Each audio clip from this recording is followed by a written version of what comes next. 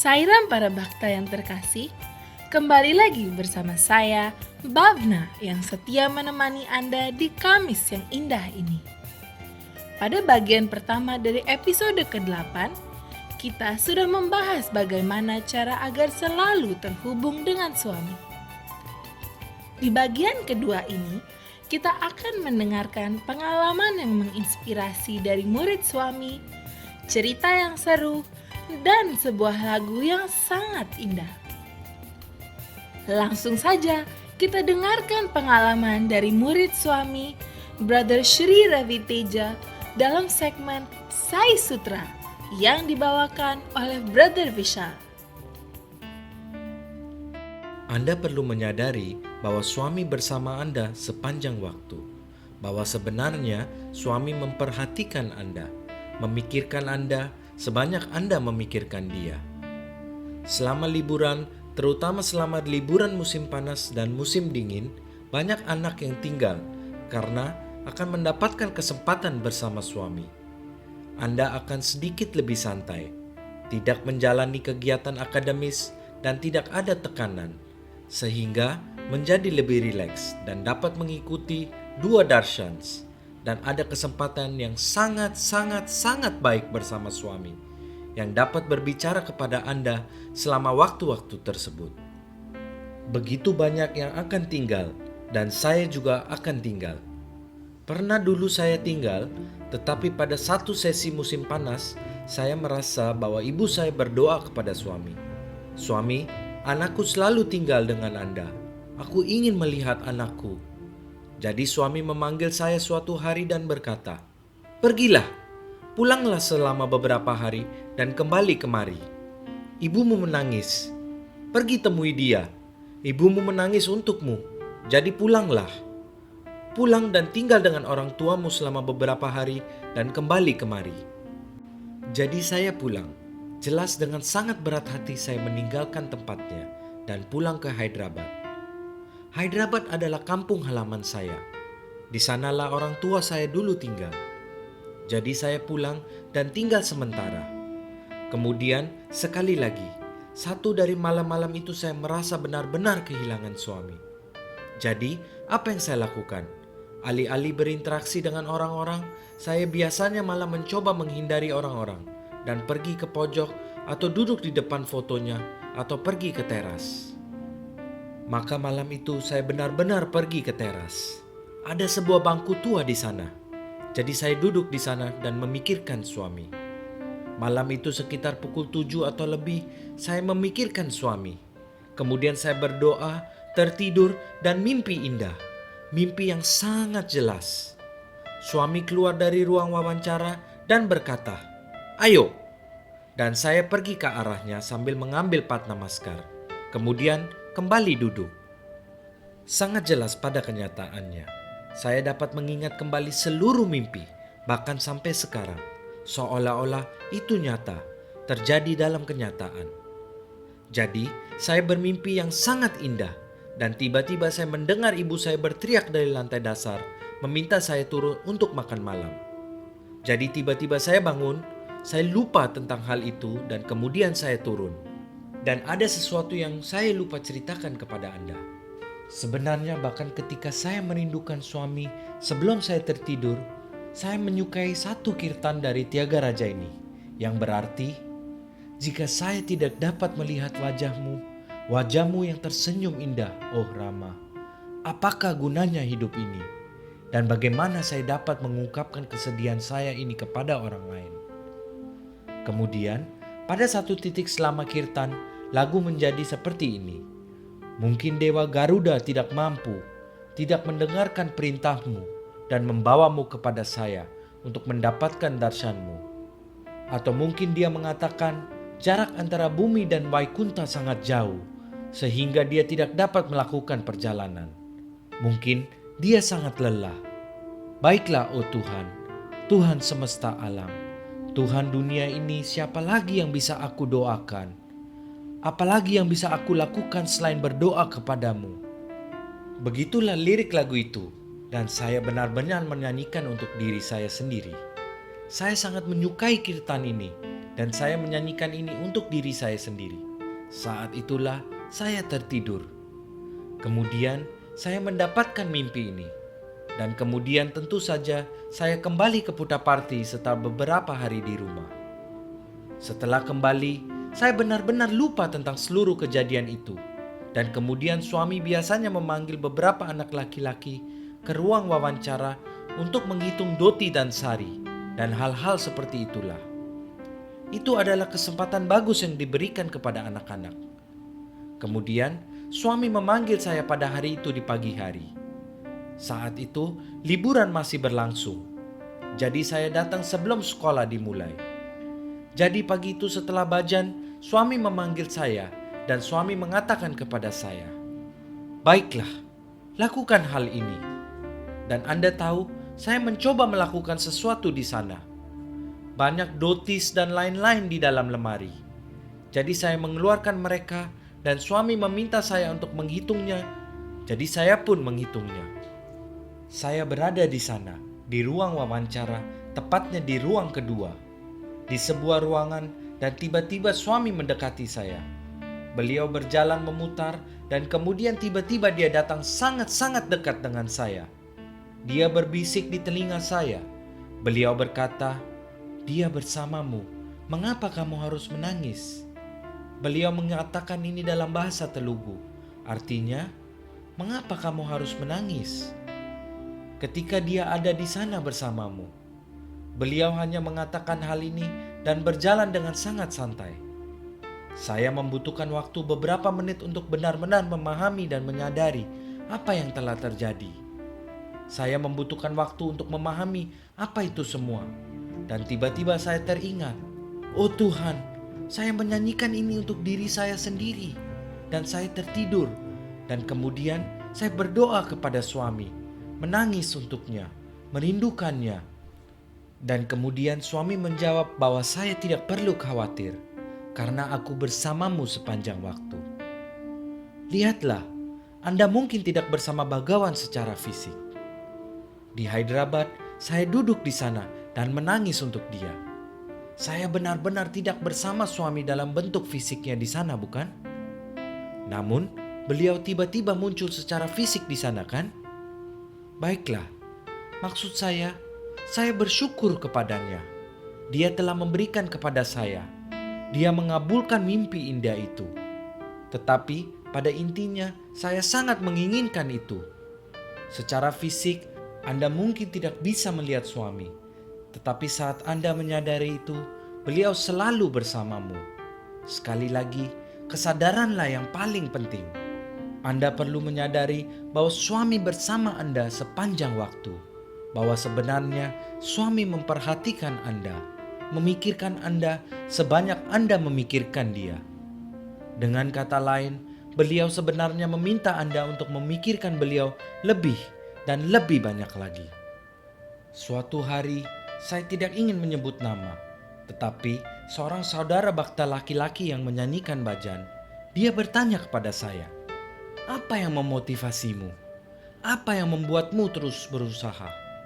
Maksudku, bagaimana mungkin kau begitu berkomitmen?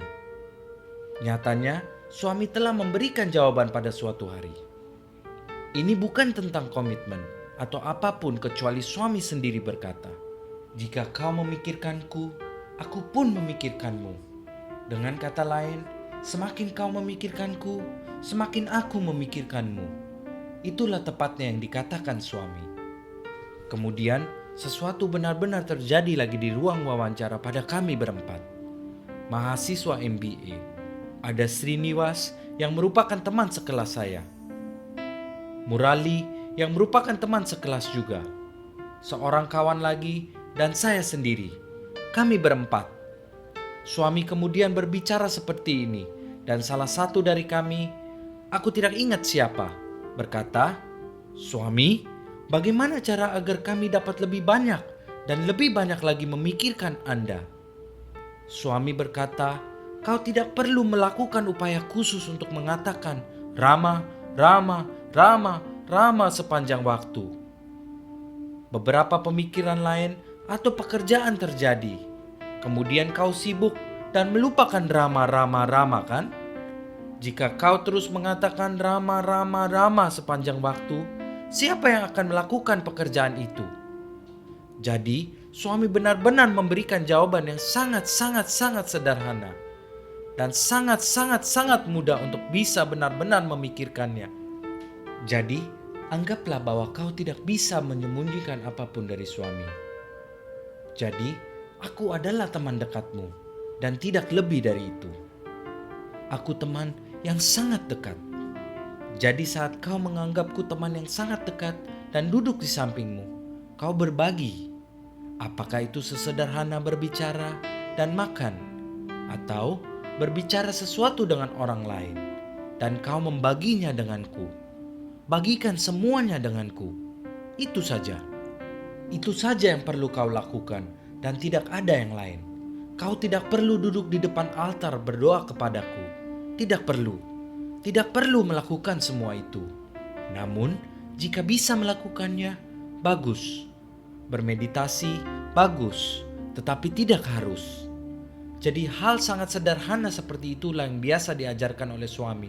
Dan saya sering bertanya-tanya, ketika Bagawan bisa memberikan wawancara kepada banyak orang tentang apa yang dikatakannya. Saya yakin pada level mereka, suami akan memberikan pada mereka saran yang tepat yang mereka butuhkan pada saat itu. Ini adalah pelajaran yang biasa diberikan oleh suami kepada para siswa. Pengalaman dalam banyak kesempatan. Sungguh sebuah cerita yang sangat menginspirasi.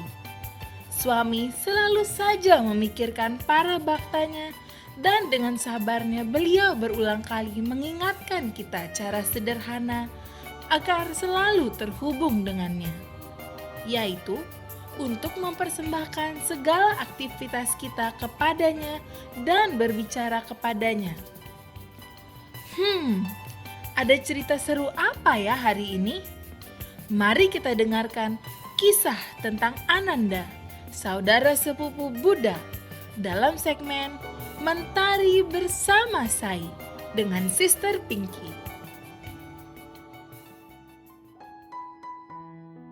Ananda adalah sepupu Buddha.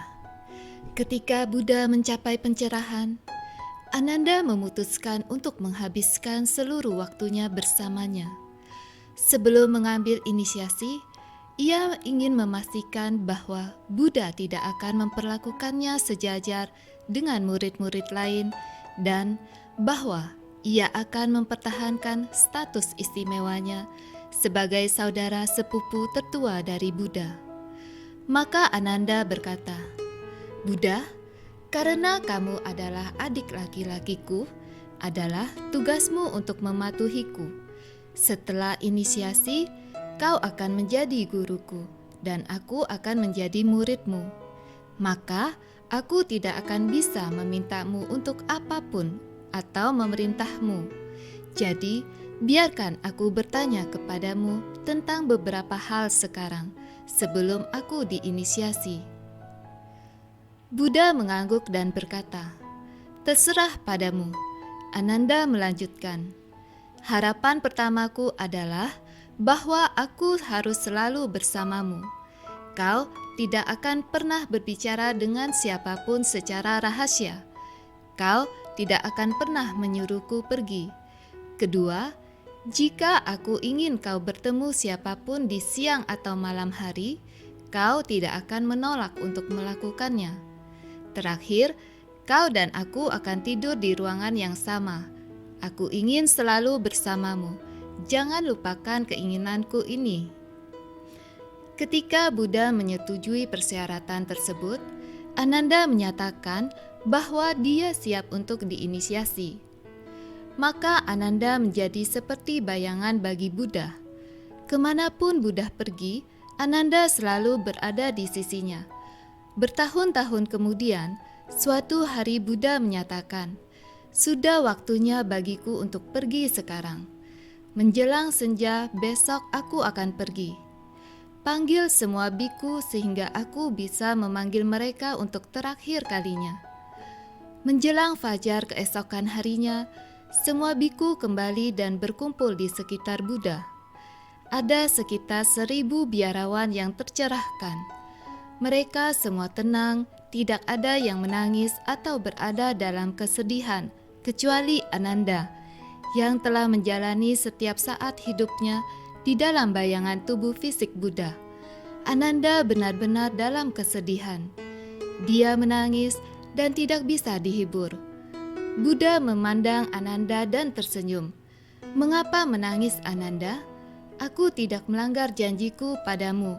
Aku memenuhi semua keinginanmu," katanya. Ananda meratap, "Apa yang akan terjadi padaku? Aku menghirup udara yang sama seperti yang kau hirup. Aku melakukan semua yang kau lakukan, tetapi aku belum mencapai pencerahan. Tanpamu hidupku tanpa harapan. Apa yang harus kulakukan tanpamu?" Buddha menjawab, "Ketika kau mengajukan 3 permintaan, aku tahu bahwa itu akan menjadi penghalang bagi kemajuan rohanimu. Kau tidak mau melupakan aku adalah adikmu. Kau ingin mempertahankan hak istimewamu atas orang lain. Penyerahan dirimu bersyarat. Mungkin kematianku akan menjadikannya tanpa syarat." Buddha meninggalkan lingkaran fananya. Semua biksu yang tercerahkan berkumpul di dekatnya untuk mengingat dan menceritakan kata-kata sang guru, sehingga dapat diingat dan dijaga selalu untuk anak cucu mereka. Ananda tidak ikut di sana, karena secara emosional dia benar-benar hancur. Dia sama sekali tidak mengalami pencerahan. Saat Ananda menitikkan air mata kepedihan, dia merasa benar-benar tidak berdaya dan sendirian. Dia menyadari betapa sia-sia hidupnya bersama Buddha. Dia merasa telah melihat segalanya, namun ternyata dia belum melihat apapun. Dia merasa telah minum dari air mancur nektar, tetapi ternyata dia belum mencicipi nektar itu sendiri. Di tengah ratusan biksu, Ananda menemukan dirinya benar-benar sendirian. Ketidakberdayaan ini dan kerapuhan keberadaannya menimbulkan pertanyaan di dalam dirinya. Untuk pertama kali dia merasakan kehampaan dalam dirinya. Dia menjadi sadar akan ego dan arogansinya yang tak terkendali. Keheningan muncul di sekitarnya saat dia menyadari bahwa sang guru telah meninggalkannya dan dia sekarang sendirian. Tidak ada harapan baginya. Saat dia hanyut dalam keheningan ini sendirian, dia merasakan transformasi terjadi di dalamnya. Apa yang tidak akan terjadi dalam waktu 42 tahun selama kehadiran Buddha, terjadi dalam satu malam, yaitu introspeksi diri. Ananda menjadi tercerahkan. Kedamaian yang mendalam menyelimutinya, dan dia menjadi tenang dan menyatu dengan yang kekal. Para biksu menyadari bahwa Ananda telah mencapai pencerahan. Mereka bersuka cita. Mereka menyambutnya dalam pelukan mereka, karena adalah Ananda sendiri yang dapat menceritakan kisah kehidupan Buddha secara akurat. Meskipun secara fisik dia terpisah pada waktu itu, Bhagawan Baba mengatakan bahwa hidup dengan Tuhan tidaklah cukup. Seseorang harus bersama Tuhan, karena bersamanya memastikan bahwa tubuh, pikiran, dan jiwa kita mandi dalam ekstasi mengalami kehadirannya. Kita perlu menyadari kehadirannya sepanjang waktu dan merasakan dia bersama kita dalam segala hal yang kita lakukan. Dan yang terpenting, kasih kita kepadanya harus tanpa syarat. Hanya ketika kita memupuk cinta semacam itu, kita bisa mengalami kebahagiaan yang tiada hentinya. Sekarang Bhagawan Baba tidak hadir secara fisik di dunia ini. Beberapa dari kita seperti halnya Ananda berusaha sekuat mungkin untuk melawan air mata kita dan juga perlahan-lahan menyadari betapa beliau hadir dalam diri kita masing-masing. Bapa selalu berada di mana-mana, tetapi sekarang kita merasakan kehadirannya yang tidak pernah ada sebelumnya. Kita saat ini mulai tidak hanya memahami sepenuhnya makna dari apa yang beliau maksudkan ketika berkata, "Aku ada di dalam dirimu, di sekitarmu, di belakangmu, di atasmu, di bawahmu. Aku selalu bersamamu." Tetapi juga berupaya serius untuk menerjemahkan ini menjadi pengalaman nyata dalam hidup kita.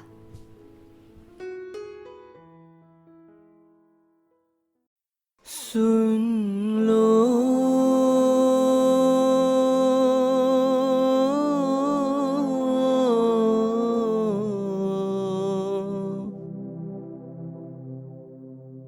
दिल की पुकार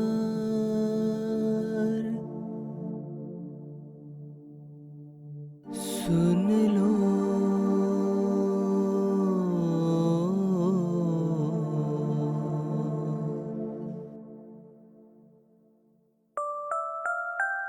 हमको तुमसे प्यार कितना साई तुम ही जानते दिलों की धड़कन तुम हो साई तुम हमारे प्राण हो हमको तुमसे प्यार है We love you dearest Lord we love you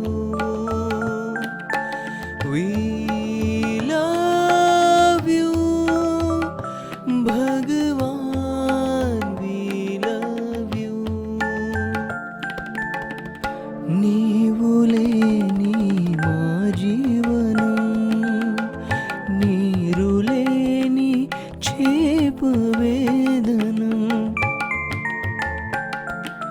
నీ సన్నిధి మాకు పెన్నిది నీదు చూపే ప్రాణ సమానం నీకు మాకు ఒకే బంధము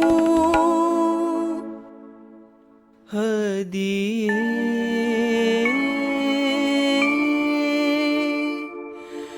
ప్రేమ బంధము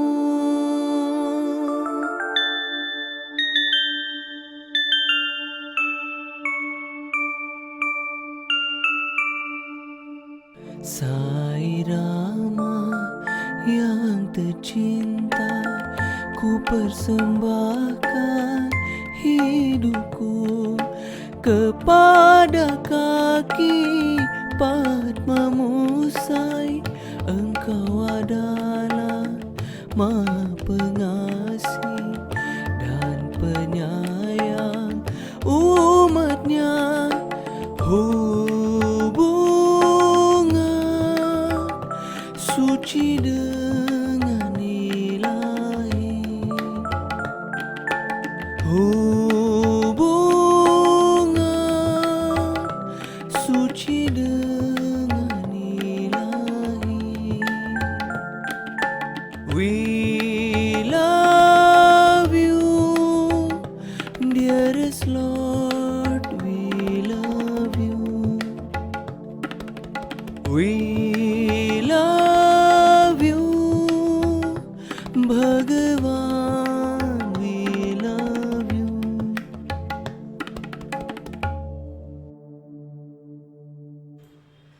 we love you भगवान we love you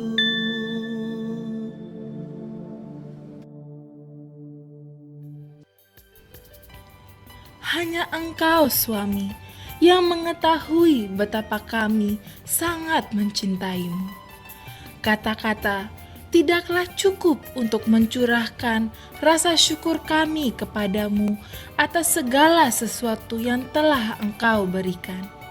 Terima kasih suami. Bimbinglah kami agar selalu dapat merasakan kehadiran-Mu di setiap saat. Oh iya, jangan lupa untuk like, komen, subscribe, dan memencet tanda bel di channel kami agar Anda tidak akan terlewatkan video-video terbaru kami. Jika Anda ada kritik, saran, ataupun ingin mengetahui lebih lanjut tentang program-program kami, silahkan email kami di mediasaiindo@gmail.com. Ingatlah, suami selalu mencintai kita. Sampai jumpa, Jai Sairam.